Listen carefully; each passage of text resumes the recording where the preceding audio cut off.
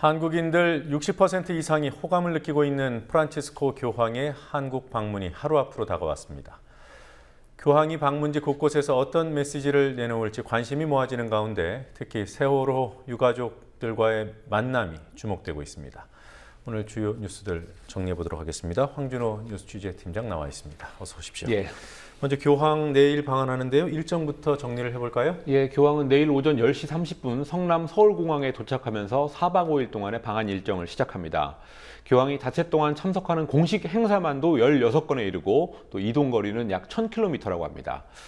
주요 일정을 날짜별로 살펴보겠습니다. 첫날인 내일은 오후 3시 30분쯤에 청와대에서 준비한 공식 환영식에 참석해서 박근혜 대통령을 만나게 됩니다.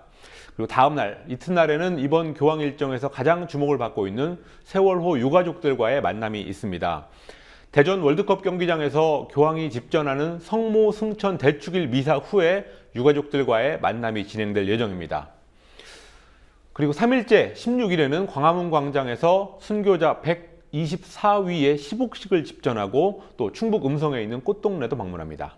17일에는 충남 서산에 있는 천주교 순교 성지인 해미 성지를 찾게 됩니다. 그리고 마지막으로 방한 마지막 날 18일에는 조계종 자승총무원장을 비롯해서 7대 종교 지도자들과 간담회를 갖고 또 명동성당에서는 위안부 피해자 할머니들, 쌍용자동차 해고자, 강정마을 주민들, 또 밀양 송전탑 주민들 이런 분들이 참여한 미사를 직접 집전할 예정입니다.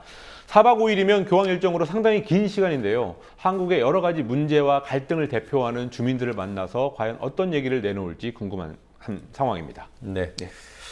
그리고요, 그 삼성 이건희 회장 입원한 지 곧 100일이 다 돼갑니다. 오늘 그 건강 상태와 관련된 설명이 나왔어요. 건강 상태와 관련된 설명이 2달 만에 나왔습니다. 삼성그룹 미래전략실의 이준 커뮤니케이션 팀장이 6월 18일 설명한 이후 2달 가까이 경과를 지켜본 결과 여러 가지로 상당히 호전되고 있다고 말했습니다. 그렇지만 프라이버시 문제도 있고 또 다른 오해를 일으킬 수 있다는 이유 때문에 구체적인 병세와 치료법은 설명하지 않았습니다. 최근에 삼성 측은 이 회장이 일반 병실에서 치료를 받고 있고 의사소통이 가능하진 않지만 중요한 사안에 대해서 말을 하면 약간의 반응을 내놓는다라고 설명을 해왔습니다. 그렇지만 5월 10일, 쓰러진 날이 5월 10일인데요. 5월 10일부터 100일 가까이 의사소통도 못할 정도의 그런 상황이 계속되면서 여러 가지 추측과 소문 이런 것들이 도는 것은 어쩔 수 없어 보입니다. 다만 보안이 워낙 철저한 것도 있고 또 관리의 삼성이라고 하는데 다르게 보면은 언론 관리의 삼성이라서 언론 관리를 워낙 잘해서 언론들은 삼성의 공식 설명만을 받아 쓰고 있는 실정입니다. 네.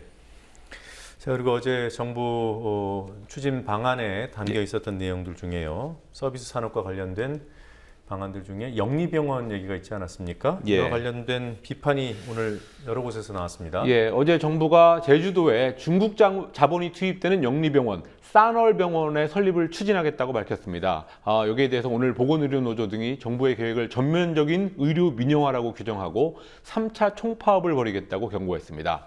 보건의료노조와 의료연대 그리고 100여 개의 시민단체들이 주축이 된 범국민대책위원회가 민주노총에서 기자회견을 가졌는데요. 박근혜 정부의 의료민영화 추진은 대국민 선전포고라고 하면서 10만 명이 모이는 범국민 권기대회를 개최할 예정이라고 밝혔습니다. 또 의료연대는 그동안은 정부가 투자를 유치하고 규제를 완화하겠다라는 큰 틀의 정책만 발표했지만 어제의 결정은 눈에 보이는 의료 민영화의 성과를 노골적으로 만들어낸 거다라고 비판했습니다. 네. 그 원희룡 제주지사가 반대 입장을 표명했다고 하니까 정말로 막아낼 수 있는지 한번 주목해서 볼 필요가 있을 것 같습니다. 그리고 또 설악산에 케이블카 놓겠다는 방안도 담겨 있었어요. 이게 정경련이 내놨던 그런 방안하고 거의 흡사하다 이런 지적이 있더군요. 그렇습니다. 녹색연합이 어제 정부가 발표한 그 산림 관련 정책과 과거에 지난달에 정경련이 내놓았던 산림정책 제안서 이 두 가지를 비교한 표를 오늘 내놨습니다. 정경련은 지난달에 8가지 산악관광 활성화 방안이다라고 해서 정책 제안서를 냈습니다. 그런데 어제 정부가 관광 서비스 투자 활성화 대책 방안이라고 해서 내놓은 걸 보니까 그때 정경련 보고서 속의 정책들하고 거의 일치한다는 게 녹색연합이 주장한 거였고 또 발견한 거였습니다.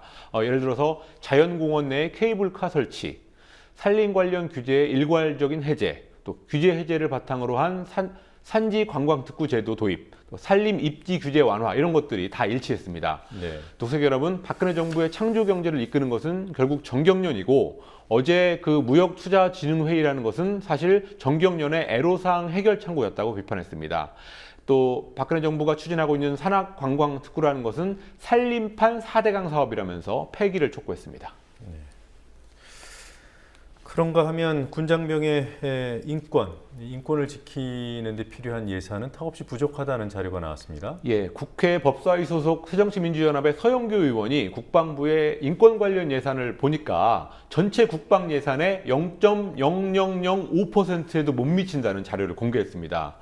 국방부가 제출한 자료를 보면 올해 전체 국방 예산은 25조 1,960억 원이었습니다. 상당히 많은데요.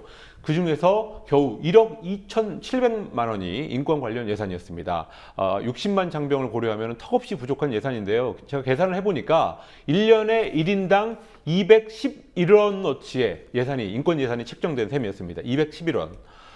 또 인권 관련 예산 중에서 인권 교육 예산은 8천만 원 정도고요.